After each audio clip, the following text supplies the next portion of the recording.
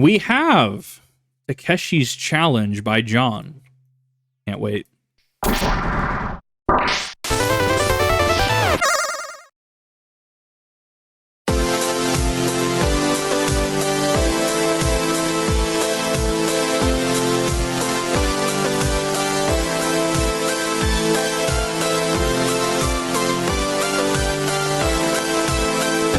JonTron.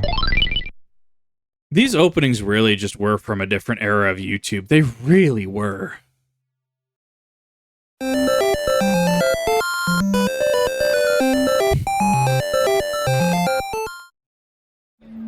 Throughout history, mankind has faced challenges far and wide. Instantly demonetized because art. Building the Great Wall of China, combating worldwide plagues, and even escaping our own atmosphere to brave the perilous journey to the infinite.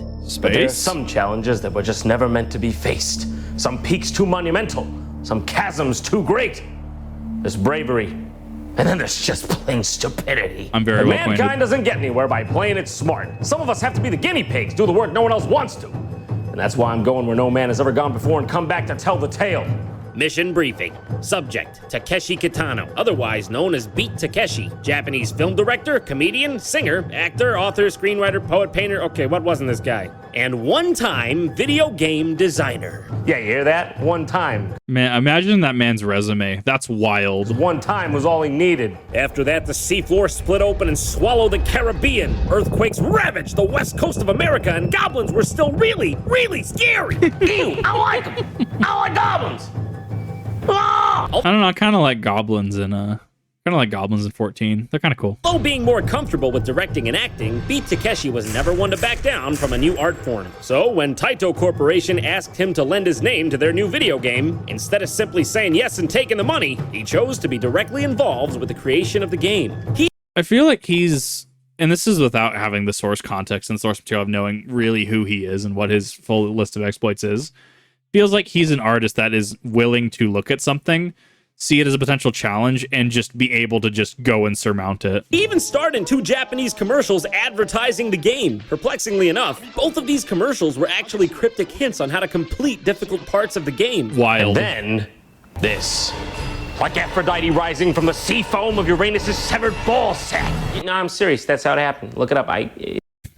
Greek mythos is strange. I love it. It's true. It's definitely true. Takeshi Kitano cut from the balls of Taito and released this to the masses. This is universally referred to as one of the worst ranking and hardest video games of all time. So wait, are we saying this is the original Dark Souls? And it's only known as Takeshi's Challenge. God help us all.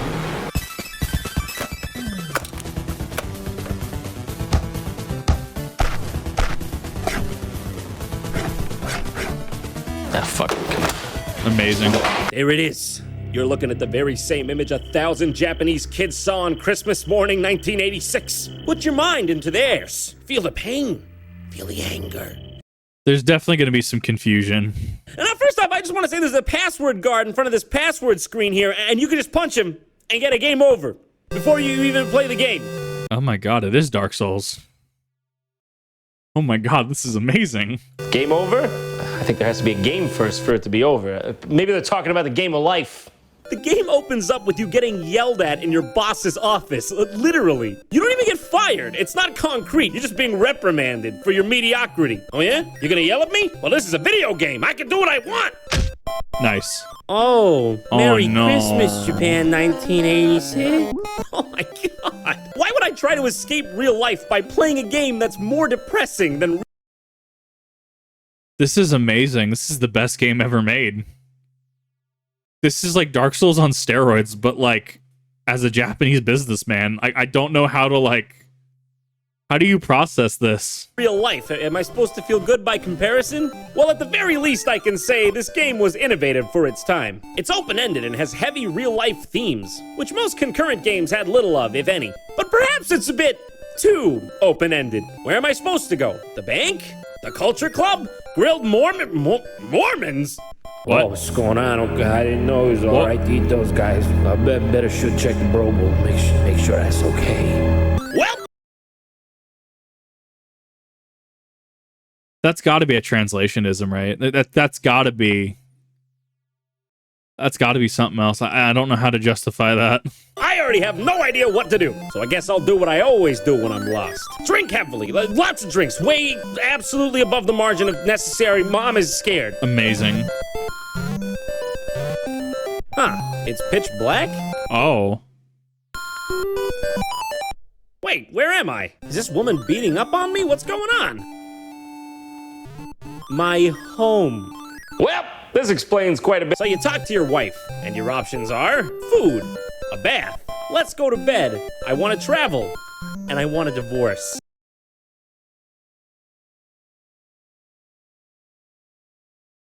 Yeah, Dark Souls is easy compared to this. Like, wow. This is a video game from the 80s. Keep in mind, at this point, most games look like this. Yeah. Or this. Yeah. They didn't usually have themes of domestic conflict in them. And they still don't, really. Let's give her the good old 1-2 divorce and see what happens. I mean, after all, she is violent. So you can pay alimony or punch. Punch. No, do not. Punch. Do not. You know, whenever I find myself in this situation, I find that pay alimony works out far smoother in the long run. But there is no denying that a punch is a much more satisfying short-term solution. Also, I'd just like to point out that there is a licensed Nintendo game with domestic violence in it! I feel like we all just, like, collectively look at Nintendo, and we're just like, Nintendo would never do things like this. And then there's a lot of stuff Nintendo's gotten away with under licensed by Nintendo. There's a lot of games with, yeah. You can literally murder your wife and children. Literally murder your children. I think I need to repeat that. Literally murder your children. If the walls could talk, they'd say really bad things about that guy. Uh-huh. Now, this is the point where most people, like 99% of people, would do this. Out of this house! Out of this house! Spirits be gone from this house. But this isn't most people. See, the zipper was necessary there, though. Like, I respect it, and it made it flow better. This is JonTron. To take Mood. on this challenge, I have to think like a salary man, dress like one, be one. Let's beat Takeshi at his own game, goddammit. You are not gonna believe this. This game requires an insane amount of trial and error, more than any sane person would be expected to undertake. For starters, you're supposed to ignore your boss at the beginning of the game because you want to pick up the bonus he gives you later. Ah, yes. Yes, when your boss calls you into your office, yes, I've generally just found ignoring him is definitely the best solution. Yeah, that's actually really funny. So you go directly to the bank and close out your account to withdraw the 50,000 yen that are in there. Then you go to the local culture club and use the money to buy shamisen lessons? Uh-huh. Yeah, it sounds random, right? But you're supposed to do this because you actually have to start the game out by divorcing your wife. And when you do that, you have to pay her alimony. And that means that 75% of the money that you're holding on to at that given moment will go to her. And you need the money later or else you'll get stuck. You won't be able to beat the game. So basically, Wow. You're trying to give your wife as little money as possible. Man, who said chivalry's dead?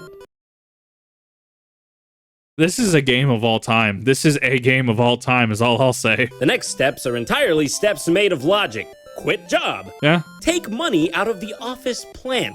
Learn to hang glide. All the while managing to dodge Yakuza toughs that are trying to beat the shit out of you as you moon jump past. Yeah, by the way, they're unavoidable. It doesn't matter how hard you try. Unless you get lucky 10% of the time, they'll teleport to you and take a hit. Now, normally in a video game, this wouldn't be a problem. But for a majority of the time in this game, you can't replenish your hearts. Yeah, that's...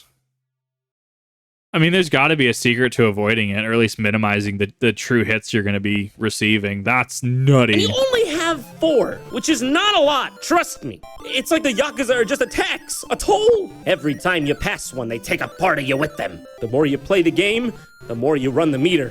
Look, at least Dark Souls has my health bar as a buffer. Let's be real. The true health bar is the stamina bar. This is sadistic, and I love it. Better use your time wisely.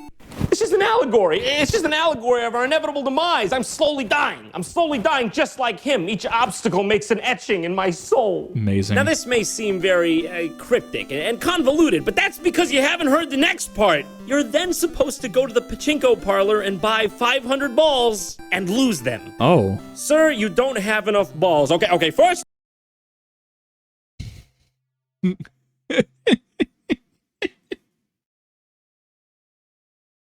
Oh my god. Oh my god, yes. It's too good. I love it. It's too good. Stuff! Rude. But secondly, yes, I fucking do. Because they won't go down. I keep winning balls. Yeah, the one time I want to lose at gambling, and I can't do it if I tried. Right? Now, I don't know for sure what hell looks like, but I think it might be a bit like Takeshi's challenge. This is ridiculous! Oh no. Shut up, you dick! Amazing. Is it mic opera? Oh no, there is mic support, isn't there? You're supposed to yell into the microphone on the second controller. Wild. A bunch of Yakuza toughs fill into the parlor. And to beat this part, you have to knock out at least one of them, which is really hard because they all three pummel onto you really quickly and you die in seconds. Oh, and did I mention? Anytime you die in this game, you have to go to the beginning. And that means doing every single minute step all over again. And by the time you beat this game, you could write a strategy guide on it, because you know it front to back. Yeah. After you scare off the Yakuza from the parlor, the owner gives you a bunch of balls, which you use to buy a shamisen. What even is that? Japanese instrument. Okay, it's that.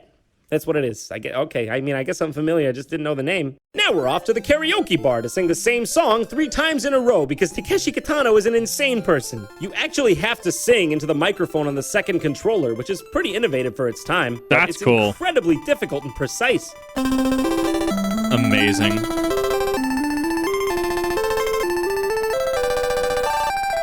Once you've completed the songs, guess what happens? Guess what? A bunch of Yakuza storm into the bar, and you have to beat the shit out of all of them again, on the same hearts. Rough. Then, just in the nick of time, an old man comes in and gives you a map.